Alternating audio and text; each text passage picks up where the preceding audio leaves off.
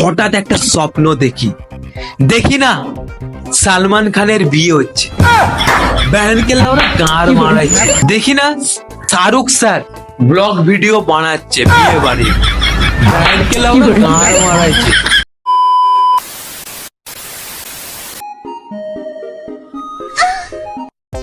তো আজকের ভিডিওটা খুবই স্পেশাল হতে চলেছে, কারণ আজকে আমি এমন একজন সেলিব্রিটিকে নিয়ে কথা বলবো। তিনি হলো ইন্ডিয়ার ভাইজান সাল্লু ভাই। তো আজকের ভিডিওটা কেউ সিরিয়াস নেবে না, জাস্ট ফান আর এন্টারটেনমেন্ট। ওকে, তো কালকে আমি হঠাৎ একটা স্বপ্ন দেখি না সালমান খানের বিয়ে হচ্ছে। ব্যানকে ওরা গাঁড় মারাইছে। সালমান খানের বিয়ে হচ্ছে, এটা ভাবা যায়? কেউ বিশ্বাস করবে? এটা একমাত্র স্বপ্নই হতে পারবে, তোমরা ভালো করে জানো। তো বিয়ে বাড়িতে দেখি না বলিউডের কোনো সেলিব্রিটি লোক আসেনি, না নর্থে না ইস্টে কেউ আসেনি, শুধুমাত্র স্কুলের স্টুডেন্টরা আর ম্যাডামরা এসছে। তো তারপরে তাদের মধ্যে আমিও একজন ছিলাম। ব্যানকে লাউরে গাঁড় মারা।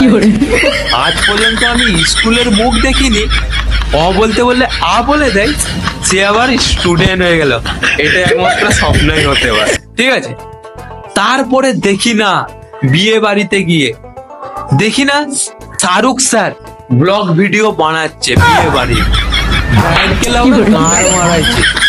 শাহরুখ স্যার ব্লগ ভিডিও বানাচ্ছে, ব্লগারদের পদে পুরো লাদ মেরে দিচ্ছে। ভাবো, পেটে লাদ মেরে দিচ্ছে, তারা আর খেতেও পাবে না। সেলিব্রিটি, এত একটা বড় সেলিব্রিটি লোক যদি ব্লগ ভিডিও বানায়, তাহলে এই যে চ্যাংরা ব্লগাররা, তাদের আর পেটে অন্ন জুটবে? তো আমি ভাই রেগে গেছি, শাহরুখ স্যারের কাছে সজা গিয়ে গেছি। আচ্ছা শাহরুখ স্যার, এটা কি আপনি ঠিক করেছেন? শাহরুখ স্যার বলছে, কেন? আপনি ফিল্ম জগৎ ছেড়ে ব্লগ ভিডিও বানাচ্ছ, তো ব্লগারদের তো পদে বাঁশ দিচ্ছেন আপনি।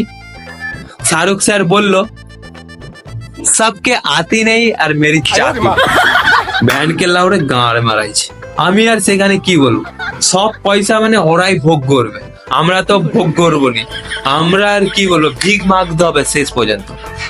তারপর দেখি যার বিয়ে হচ্ছে সালমান খান স্যার, মানে তাকে বিয়ে বাড়িতে খুঁজেই পাইনি, যে একটা গিফট মিফট যে দেবো, তাকে মানে বিয়ে বাড়িতেই দেখতে পাইনি, আর বউকেও দেখতে পাইনি খুঁজে।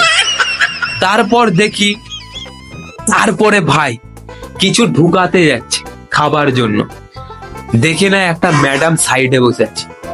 ভাই আমার খুব পছন্দ, মার্কাটারি ফিগার, পুরো হট, পুরো স্ক্যান করে আমি দেখে গেছি, পুরো A to Z সব পার্টস ঠিক আছে।